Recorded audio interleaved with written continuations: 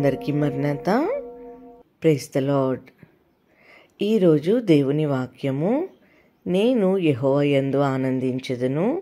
హబక్కూకు గ్రంథము 3వ అధ్యాయము 18వ వచనం. I will rejoice in the Lord. Habakkuk chapter 3 verse 18.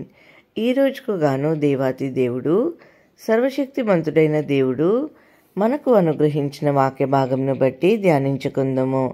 ప్రభువునందు ప్రియమైన సహోదరి సహోదరులారా, ఈరోజు భక్తుడైన హబక్కూకు చెప్తున్నాడు, నేను యెహోవా యందు ఆనందిస్తాను అని. మనము కూడా ఆయా సందర్భాలలో దేవుని యందు ఆనందిస్తాము.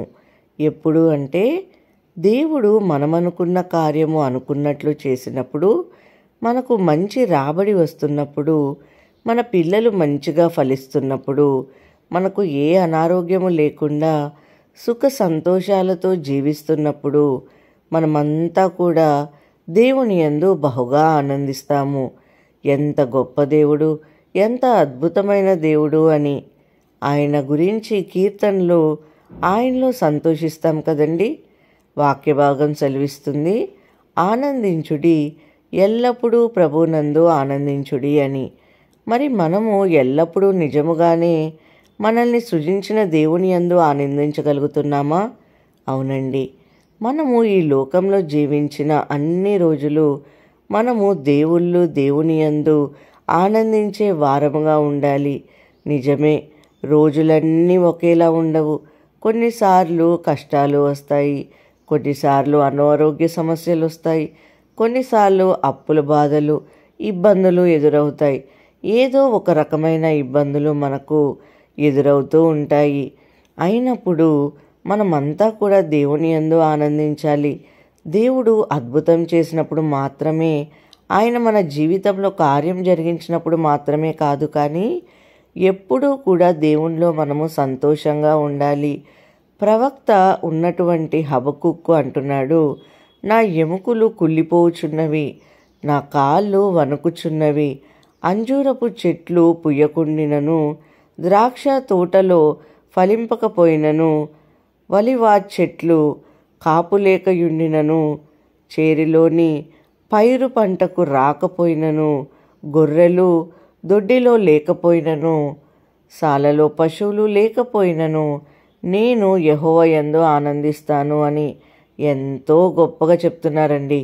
ప్రవక్త అయిన హబక్కూకు పరిస్థితి ఏ మాత్రము బాగోలేకపోయినా, అందరూ అతన్ని తృణీకరిస్తూ అసహించుకుంటున్న, శరీరం బలహీనముగా ఉన్నప్పటికీ, అతను అనుకున్నది అనుకున్నట్లు జరగకపోయినప్పటికీ, భక్తుడు మాత్రం నేను ఏది ఏమైనా దేవుని యందు ఆనందిస్తాను అని దేవుని స్తుతిస్తున్నాడు.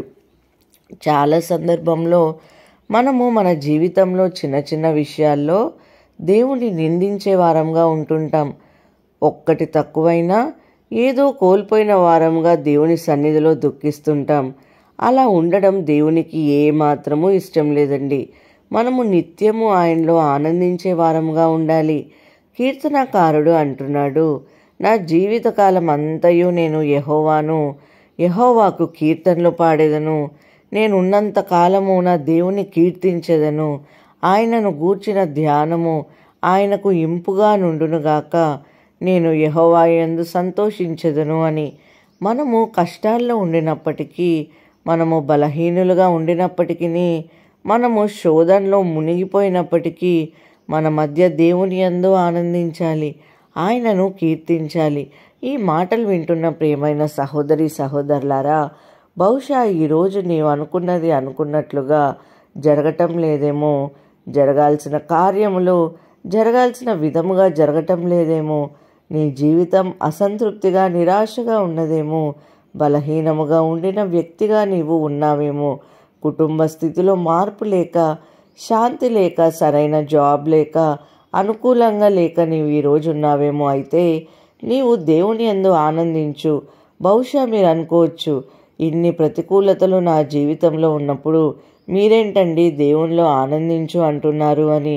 భక్తుడు అంటున్నాడు, మీ దీనదశలో దుఃఖస్థితిలో ఆయన యందు మీరు ఆనందిస్తే ఆయన మిమ్ములను జ్ఞాపకం చేసుకుని మిమ్ములను రక్షిస్తాడు అని.